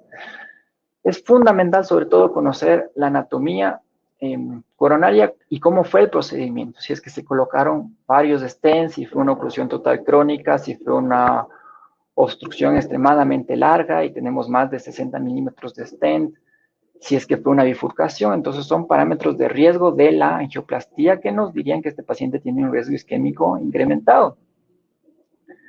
Entonces, como alternativa, nosotros deberíamos tener que lo ideal es utilizar el doble antiplaquetario por lo menos durante 12 meses, si es que no existe contraindicación, pero existen nuevos escenarios en ciertos pacientes que podemos utilizar una doble antiagregación plaquetaria disminuida de menos de 12 meses, es decir, 6 meses, 3 meses, o pacientes con mucho riesgo isquémico que les podríamos mantener más allá de los 12 meses, o podemos modificar, en vez de acortarle la doble antiagregación, podríamos utilizar otro tipo de fármacos, o incluso podríamos hacer un desescalamiento. ¿Qué quiere decir un desescalamiento? Es que nosotros estamos con aspirina y con prasugrel en el periodo agudo y después nos bajamos a clopidogrel, aspirina y clopidogrel. Y esto vamos a analizarlo en estos cuadros. Entonces, un paciente con un alto riesgo isquémico que tenga esas características de la anatomía y del procedimiento coronario que les había comenté, asociado a alguno de estos riesgos clínicos como diabetes, infarto recurrente, entonces sería adecuado extender la doble antiagregación más allá de 12 meses. Si nosotros tenemos un paciente con un riesgo moderado, es decir, que no hemos puesto muchos stents, no era bifurcación, pero tiene algún riesgo importante de estos clínicos, entonces ya con una indicación más baja podríamos extender la doble antiagregación plaquetaria, siempre recordando todos estos parámetros de riesgo de sangrado que deben ser los que priman. Por lo tanto, pacientes con alto riesgo isquémico y con un riesgo de sangrado que no es prohibitivo, se aconseja utilizar como indicación 2A la doble antiagregación plaquetaria en más allá de un año. Para que ustedes lo hagan de forma mucho más fácil, se puede utilizar estos scores de sangrado. En el momento del implante del stent, usamos el Precise DAP. Con eso nosotros podemos saber si es que utilizamos una doble antiagregación más corta de 3 a 6 meses. En base a estos parámetros, es muy fácil, no los voy a referir. Ustedes los pueden utilizar en su celular incluso. Y si nosotros queremos saber si el paciente se va a beneficiar de una doble antiagregación plaquetaria más larga, entonces podemos usar el DAP score. Entonces ahí con eso podemos determinar si este paciente es un buen candidato para continuar con el clopidogrel y la aspirina eventualmente. Para simplificar el asunto, voy a presentarles este algoritmo. Como les había comentado, lo que debe primar antes que el riesgo isquémico es el riesgo de sangrado. Si nosotros tenemos un paciente con alto riesgo de sangrado, entonces podríamos utilizar un solo mes de doble antiagregación plaquetaria, continuado por únicamente un antiplaquetario que en este caso se preferiría el ticagrelor versus los otros antiplaquetarios, dependiendo cómo fue la angioplastía, obviamente. Esto en base al estudio TICO que se publicó hace poco. Si es que es un paciente que no tiene alto riesgo de sangrado, vamos a valorar el riesgo isquémico. Si es que el riesgo isquémico es bajo, entonces podríamos utilizar una duración de doble integración de 6 meses. Pero si es un paciente con riesgo isquémico moderado o alto, y en especial, recuerden, paciente con síndrome coronario agudo siempre va a tener un riesgo isquémico importante, lo ideal va a ser 12 meses de doble antiagregación plaquetaria con un inhibidor de la P2Y12 potente, y como alternativa se podría utilizar una doble antiagregación más corta de 3 meses, pero siempre continuando con el doble antiagregante plaquetario potente, y no podemos darnos el lujo de hacer esto con únicamente clopidogrel. ¿Y por qué somos tan enfáticos con esto del sangrado? Porque recuerden que hasta 30% de los pacientes que tienen doble antiagregación plaquetaria tienen que suspender la doble antiagregación porque sangran o porque requieren anticoagulación oral. Y lo importante es que estos pacientes, si sangran, sobre todo tienen sangrados gastrointestinales, protejan a sus pacientes con un inhibidor de la bomba de protones, porque estos pacientes se pueden morir y sobre todo se mueren al alta, no durante la hospitalización. Y la mortalidad cuando estos pacientes sangran se incrementa en 18 veces. Por eso, como alternativa, se puede hacer estos esquemas de doble integración más cortos. Este es del STOP-DAT que utilizó clopidogrel. Pacientes con alto riesgo de sangrado se randomizó a utilizar una doble integración únicamente de 1 mes o a utilizar la doble integración durante 12 meses. ¿Qué es lo importante y por qué aquí sí se pueden dar el lujo de utilizar el clopidogrel? Porque es angioplastía en centros del primer mundo en que se utiliza imagen por ultrasonido coronario, en el que ellos están, pero una certeza absoluta de que el stent está muy bien colocado, que toda la placa está cubierta, que no existe disección en los bordes, que el stent está bien expandido, es decir, que no existe ningún riesgo del procedimiento. Entonces, en ese contexto se puede utilizar el clopidogrel. ¿Y qué es lo que encontraron? Es que, como ustedes pueden ver en esta línea roja, son los pacientes con alto riesgo de sangrado que fueron para 1 año de doble integración, tuvieron 6% de eventos, es decir, el doble que aquellos pacientes que están en esta línea azul, que eran pacientes con alto riesgo de sangrado, que únicamente fueron para 1 mes de doble antiagregación. Entonces, parece que es una estrategia adecuada en este tipo de pacientes. Vamos a continuar con otro caso clínico. Es una paciente femenina de 84 años, factores de riesgo cardiovascular importante, que es dislipidemia mixta, antecedente de hipotiroidismo, tuvo AIT en 2 ocasiones hace 3 años, cáncer de mama hace 20 años, a pesar de sus 84 años, sobrevivió del COVID, tuvo un COVID leve hace 6 meses. Y en consulta, en el contexto del antecedente de AIT, su geriatra le prescribió clopidogrel, venía ya 15 días utilizando clopidogrel.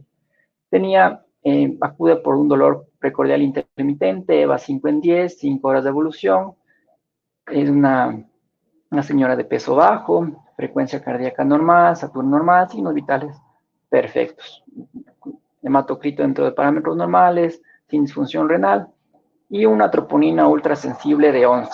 Entonces quisiera ver en el contexto de esta paciente, 84 años, del dolor, qué es lo que hubiesen hecho ustedes conociendo este electrocardiograma, que tal vez ya podría describirlo. Si bien ustedes estuvieron en la charla de eso, entonces ya son expertos, que aquí parece que tiene una inversión importante de la onda T en toda la cara anterior. Es una onda T, como les había descrito Sol, en el síndrome de Wellens tipo 2, una base ancha, profunda, simétrica, pero también llama la atención que tiene onda Q en las derivaciones inferiores. ¿Qué harían ustedes con esta paciente? ¿Harían una estratificación de riesgo invasiva? ¿Harían una angiotomografía coronaria? ¿Harían una curva de troponinas? Recuerden que la troponina de esta señora estaba en 11. Nuestro hospital reporta como alterado 14. o harían una prueba funcional. ¿Cuál sería su estrategia? Tal vez un poco más conservadora porque es añosa, mujer, bajo peso, puede sangrar, o irían directo a una estratificación de riesgo invasiva por sus factores de riesgo, o preferirían tal vez analizar otra curva de troponina. ¿Cuál es su opinión al respecto?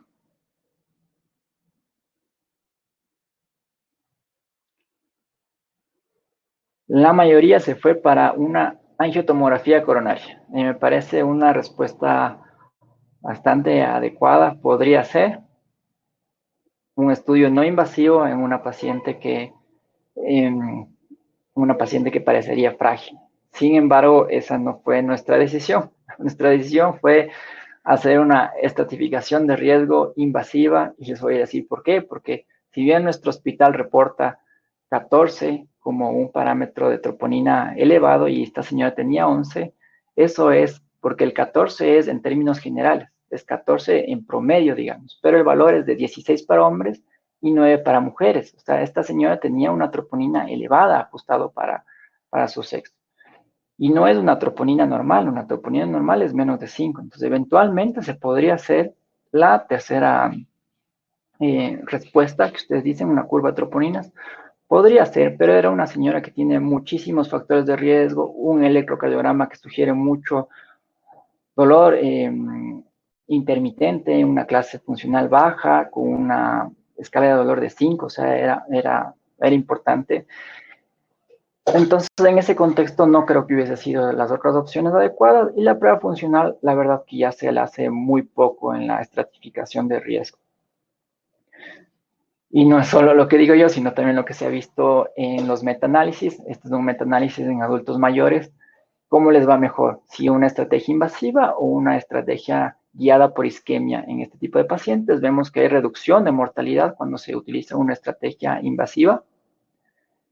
Vemos que hay una reducción del infarto y vemos que además es más seguro, que no existe mayor tasa de stroke cuando nosotros hacemos la estrategia invasiva. Y lo que mucho tenemos nosotros miedo es que este paciente, porque va a ir a la sala de hemodinamia, va a sangrar, y esto no necesariamente va a ser así, y se evidencia en estos metaanálisis que los pacientes no sangran más. Y esto fue lo que encontramos. Le hicimos la angiografía y vimos que tenía enfermedad difusa en toda la arteria descendente anterior, un territorio isquémico importantísimo.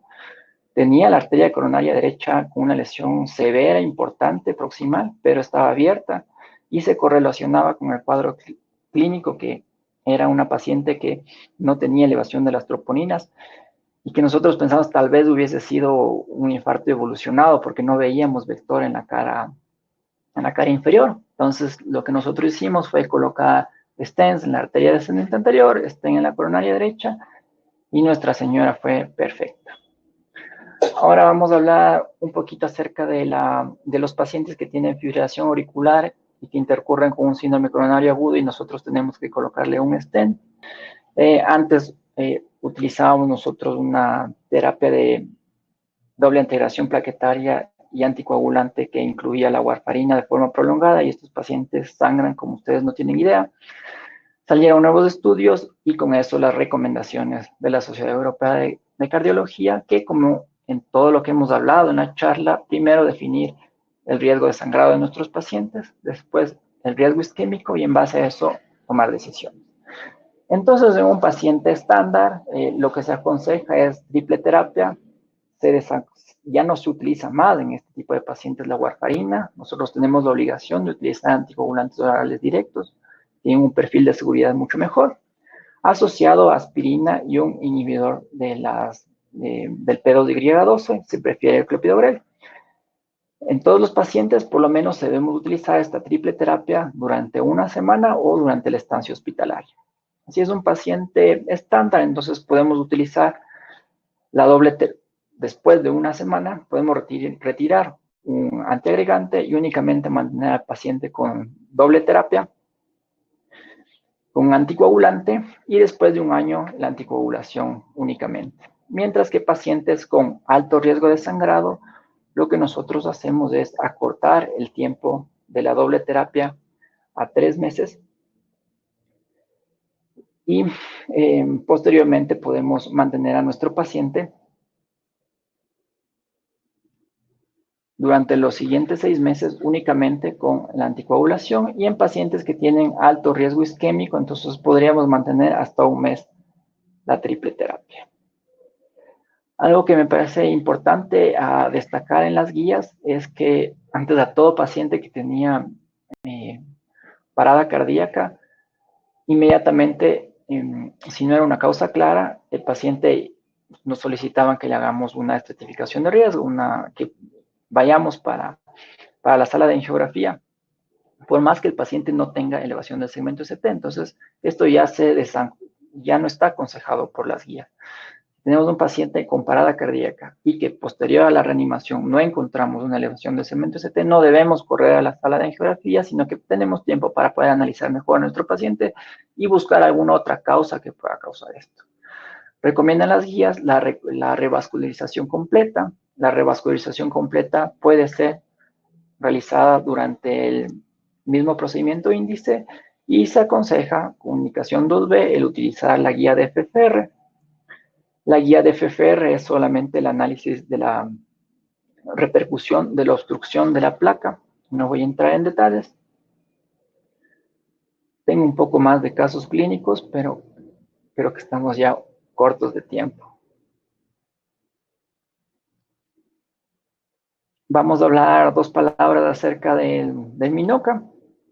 Podemos tener pacientes como esta señora de 55 años, que intercurre con dolor de 2 horas de evolución, troponinas elevadas, vemos en el electrocardiograma elevación del segmento ST, pero realizamos una angiografía coronaria como se debe hacer, paciente con dolor, troponinas elevadas, cambios en el electrocardiograma, y no encontramos obstrucciones en esta paciente. Se realiza un ventriculograma, descartamos que sea un Takotsubo.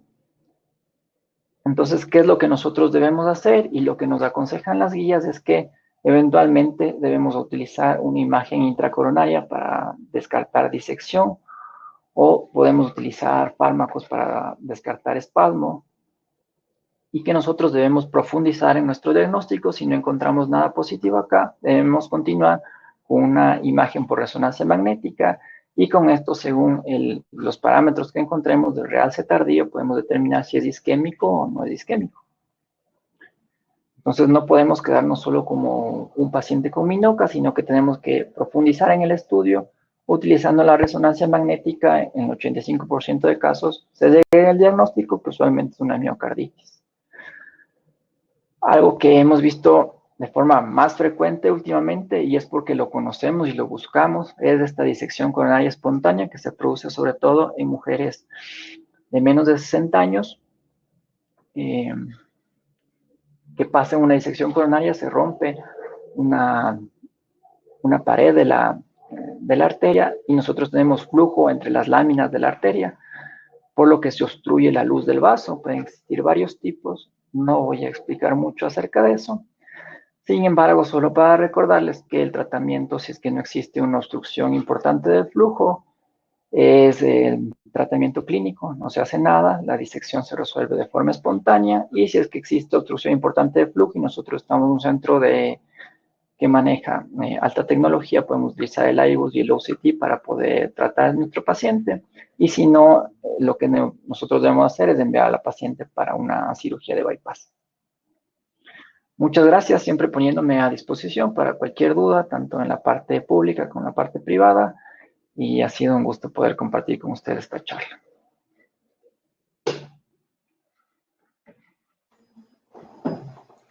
Muchas gracias, Juan Carlos, excelente presentación.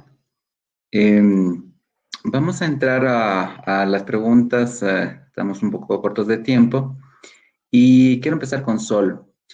Ha quedado muy claro, por ejemplo, la interpretación electrocardiográfica de isquemia en pacientes que tienen bloqueos de rama izquierda, bloqueos de rama derecha, pero llama mucho la atención ahora con la colocación de marcapasos en los que están dependientes, si hay algún criterio electrocardiográfico que nos permite identificar isquemia aguda en el paciente portador de marcapaso. En realidad, En la guía, cuando se habla sobre la descripción del infarto con supra y las situaciones especiales, como el bloqueo de rama izquierda, el de rama derecha, se menciona también a los pacientes que tienen marcapaso, que sabemos que el supra es un diagnóstico diferencial en relación al marcapaso. Y se recomienda que podría usarse los criterios de Sgarbosa en pacientes que tienen marcapaso. Sí, perfecto, ¿no? Creo que el tener un electro, un supra o un infra concordante a la polaridad del QRS, creo que sigue siendo el mejor diagnóstico diferencial para la isquemia aguda, ¿no? En relación, por ejemplo, al paciente que tiene un electro con un bloqueo de la subdivisión anterior de la rama izquierda, a veces es frecuente confundirlo con isquemia aguda, por ejemplo. ¿Crees que hay algún método por el cual decimos, mira, esto es solo un bloqueo o realmente que hay una necrosis en la pared inferior? Yo creo que, o sea, si bien es cierto, es uno de los criterios en el bloqueo divisional, también se debe valorar el resto de criterios, ¿no? Por ejemplo, el hecho de que el eje esté desviado hacia la izquierda, la presencia de la onda Q que sea mayor en D3 que en D2, entonces, y el contexto del paciente. Si bien esto se puede confundir, sí, pero habría que ver el resto de los criterios de bloqueo divisional como para saber si estamos ante un bloqueo o ante una zona eléctricamente inactiva en la pared inferior. Perfecto, muchas gracias. Gracias, Juan Carlos. Por favor, puedes... Exacto. Nos llama mucho la atención, por ejemplo, en un momento de hacer el diagnóstico de un síndrome coronario agudo, la evaluación del paciente en relación, por ejemplo, tener una injuria miocárdica en relación a un infarto tipo 1 o un tipo 2.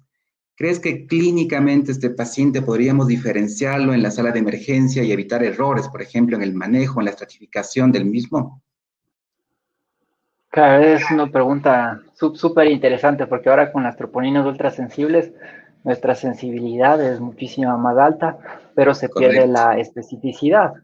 Entonces, tenemos mucha más tasa de infartos tipo 2, que incluso pueden llegar a ser el 20% de elevaciones cuando nosotros vemos. Y sobre todo vemos que estos pacientes con estas elevaciones se encuentran en un servicio que no es cardiología, entonces en medicina interna, pacientes con sepsis, alguna situación en especial. Sobre todo lo que más influye es la anemia, o sea, en el 30% de casos el paciente está anémico. No porque nosotros tengamos troponinas elevadas, entonces inmediatamente debemos decir que es un infarto. Pero también es importante y, por ejemplo, en ciertas situaciones, como en pacientes adultos mayores que tienen disfunción renal, que nosotros decimos no, es porque es un adulto mayor y la disfunción renal, entonces es algo inocuo, no le va a pasar nada. Entonces estos pacientes sí deben tener, por más de que no tengan un síndrome coronario agudo, pueden tener un síndrome coronario crónico asociado a disfunción ventricular, puede ser secundaria hipertensión arterial, entonces deben ser analizados este tipo de pacientes. Creo que sobre todo lo que nos marca el parámetro aquí es cuál es el delta de esas proteínas o cuál es la elevación de las proteínas. Si nosotros tenemos un paciente con una elevación en 5 veces el valor normal, en el 90% de casos este paciente tiene un infarto tipo 1. Si es que la elevación es de 3 veces el valor normal, entonces ya nuestra sensibilidad cae en alrededor de un 50%. Perfecto, muchas gracias. ¿Y crees tú que algún tipo de antiagregación plaquetaria sea mucho más efectiva en la sala de emergencia? Sin duda lo que creo que nosotros tenemos que hacer es, y hay que ser muy enfáticos en esto, es que no hay que darle el pretratamiento. Tenemos estos doble antiagregantes potentes que son rápidos, entonces nosotros una vez que hemos diagnosticado el infarto sin ST, le podemos dar el antiplaquetario. Sobre todo porque son pacientes, es distinto el paciente con síndrome coronario agudo que el paciente con síndrome coronario agudo con elevación del ST que sin elevación del ST. En el que tiene elevación del ST, tiene tapada una arteria y en el 99% de casos ese paciente va a ir para la colocación de un stent. Entonces, no hay otra. Entonces, estaría bien que nosotros tratemos a ese paciente de la forma más rápida con el doble antiagregante plaquetario. Pero en los pacientes sin elevación del ST, las arterias están abiertas, tienen mucha más incidencia de enfermedad de múltiples vasos y son pacientes que eventualmente se pueden beneficiar de cirugía de revascularización. O también pueden ser pacientes que tengan una condición extracardíaca, que nosotros le damos el doble antiagregante y nos sangran y le hemos condenado a la muerte a este paciente. Claro, sí. Pienso que obviamente lo que tú nos has dicho en relación a valorar con scores el riesgo hemorrágico versus riesgo isquémico es fundamental para tomar una conducta adecuada. Finalmente, y un poco relacionado con la hemodinámica, igual, pues tú, Juan Carlos, pues eres un excelente hemodinamista y me llama mucho la atención, por ejemplo, si tenemos un paciente con esos de alto riesgo de sangrado que tú nos has mencionado acá en la charla, y necesitas colocar stents, múltiples vasos, ¿qué stents tú colocarías? ¿Cuál sería la mejor elección para este paciente, por ejemplo, de alto riesgo de sangrado? Eso también es un poco controversial. Antes utilizábamos stents sin polímero, ahora han salido nuevos estudios con stents con polímero, con resultados excelentes, con tiempos de doble integración cortos de 1 o 3 meses. Creo que sobre todo, más que el stent es la técnica, es que nosotros estemos seguros que el stent esté bien colocado, y para decir que nosotros hemos colocado bien el stent, tenemos que utilizar IVUS. Con el IVUS, son médicos en atención primaria que tal vez no conocen mucho esta técnica. El IVUS es una sonda de ecografía que va por dentro de la arteria coronaria y nos permite ver la luz. Con este IVUS nosotros vemos qué tan abierto está el stent, porque puede ser que el stent nos quede un poco cerrado y eso no se valora únicamente con angiografía. Entonces, con el IVUS nosotros vemos que el stent esté bien abierto, que toda la placa esté cubierta y estamos seguros de nuestro procedimiento. Sí, perfecto. Sí, creo que es la técnica, ¿no? Eso ayuda muchísimo a evitar eventos que se puedan generar por una mal implante, no una mala posición de los mismos. Bueno, en aras del tiempo, pues vamos a terminar aquí las preguntas. Quedan muchísimas todavía por ahí, pues, para responder, pero es un poco difícil. Les agradezco muchísimo, Sol, Juan Carlos, pues no sé si nos pueden dejar, bueno, antes de eso, les quedan invitados, por favor, para el próximo día martes. Se va a tratar sobre estratificación de riesgo cardiovascular, el manejo de la angina estable. Esto va a ser para el martes 10 de agosto. Por fin, sus mensajes finales, por favor, Sol y Juan Carlos. Primero, agradecerles mucho por la atención, por el interés en el tema. Yo creo que toda la cuestión de poder salvar músculo es extremadamente importante en un paciente con infarto, y para llegar a la cuestión del cateterismo, de las indicaciones, de la doble antiagregación, donde no debe pasarse por alto es en la emergencia, en los lugares de atención primaria, el paciente con dolor torácico y las cosas más básicas de electrocardiografía. De tal manera que ustedes en realidad nos ayudan muchísimo para cumplir el objetivo y el propósito de esta cuestión de código infarto, de salvar músculo y de evitar que las personas sufran insuficiencia cardíaca por cuestión de isquemia. Y de mi parte, agradecerle sobre todo a la sociedad ecuatoriana por realizar este programa enfocado a médicos en atención primaria, porque es fundamental que nosotros tengamos una adecuada relación en este aspecto de la medicina, ya que son ellos el primer frente, quienes están haciendo el diagnóstico de nuestros pacientes.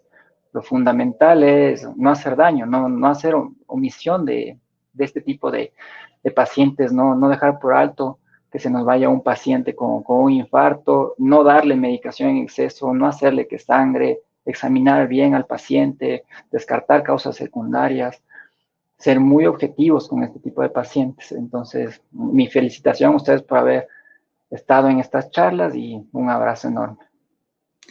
Muchas gracias. Igual, gracias a ustedes. Ha sido un honor compartir palestra con ustedes, Sol y Juan Carlos. Esperemos que la repitamos en una próxima oportunidad. Gracias a todos los que participaron de esta charla y los esperamos el día martes para continuar con las mismas. Muchas gracias y buenas noches.